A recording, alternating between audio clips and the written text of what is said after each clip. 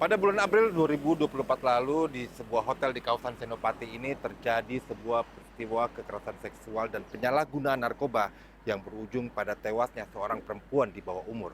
Pada saat itu, polisi bergerak cepat dan menangkap 2 orang pelaku.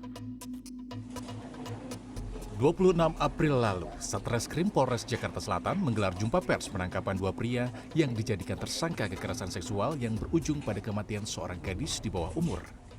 Polisi menahan AN dan BH sekaligus menyita sejumlah barang bukti, yaitu berupa 3 pucuk senjata api dan amunisi, narkoba, serta alat bantu seks.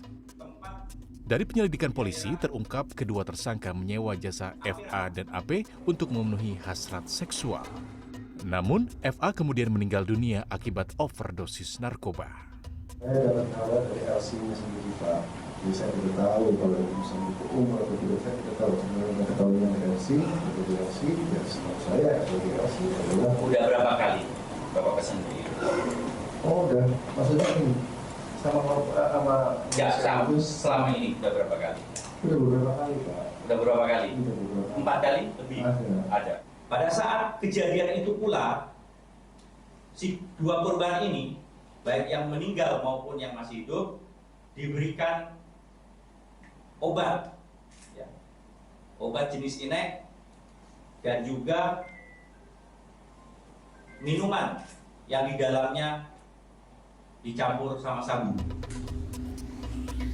Namun kemudian kasus berjalan tidak mulus. Ada dugaan penyidik yaitu AKBP Bintoro meminta uang suap sebesar 20 miliar rupiah dan kendaraan mewah dari keluarga tersangka.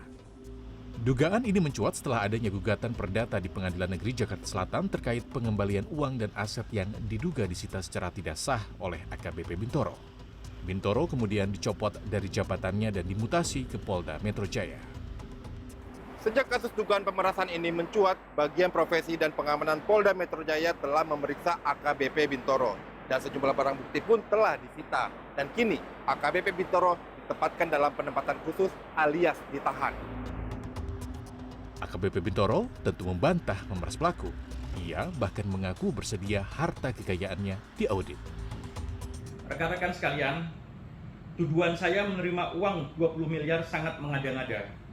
Saya membuka diri dengan sangat transparan untuk dilakukan pengecekan terhadap percakapan handphone saya, keterkaitan dengan ada tidaknya hubungan saya dengan saudara AN, karena selama ini saya tidak pernah berkomunikasi secara langsung dengan yang bersangkutan.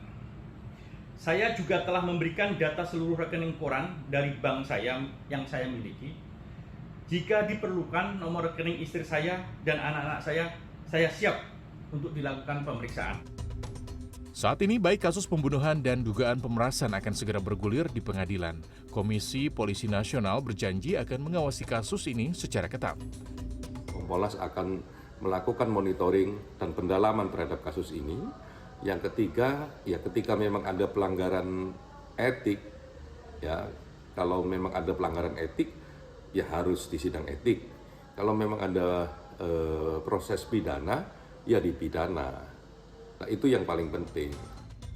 Keterbukaan dalam penanganan kasus dan peradilan menjadi kunci. Apakah semua tuduhan tersebut terbukti atau tidak? Iwan Hermawan, WRI, Jakarta.